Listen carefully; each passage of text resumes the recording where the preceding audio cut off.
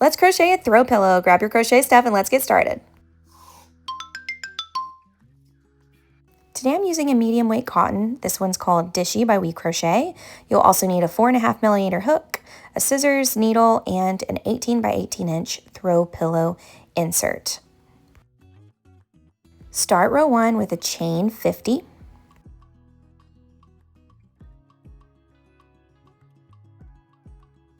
And single crochet in the second chain from your hook. I like to work into the back bumps of my chain. It just makes it cleaner in the end. Single crochet 48 to the end of the row. Chain 1 and turn. For row 2, we will single crochet 1. And next we'll do a popcorn stitch. And for popcorn stitch, you'll double crochet 3 times in the same space. If you aren't familiar with double crochet, I'll share a link up in the corner so you can check that out.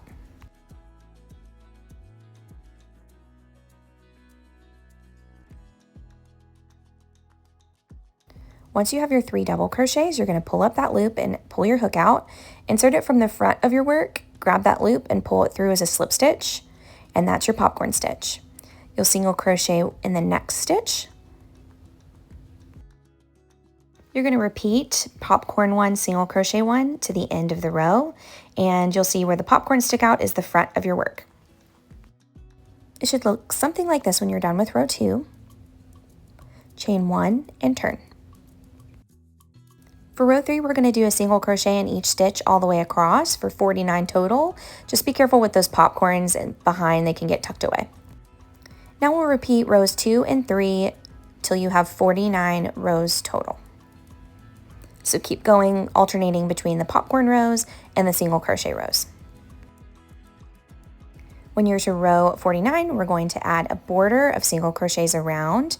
So we'll turn our work on the side, and we're going to put a single crochet in the end of each row, so there should be 49 total to the corner.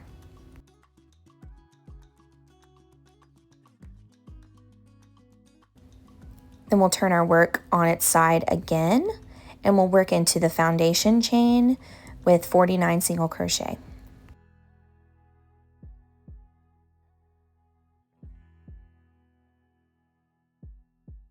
Turn your work one more time and work into the other side of each row end for 49 single crochet.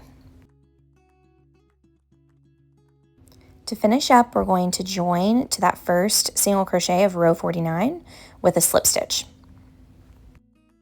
Tie off and weave in your ends, and that's one panel finished. Repeat the instructions so that you have a second panel. We'll have one for the front and one for the back. Once you have your 2 panels, we can put them together. To do that, you're going to place them wrong sides together. So the first one will be face down and the next one will be face up. Attach your yarn in the upper left-hand corner using a slip stitch. So I'll do a quick slip knot here, put it on my hook, and then I'm going to make sure that I'm working through both layers here to join them together. So I'll insert in this one and then insert in this one and slip stitch to get this started. I'm going to turn my work on the side again, and I'm going to single crochet 48 and then single crochet 3 in the last stitch to create a corner.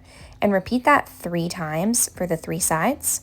So it'll look something like this. You'll do 3 single crochets in the corner here, and then I'll repeat that on the bottom and on the other side as well. So you should only have the top open.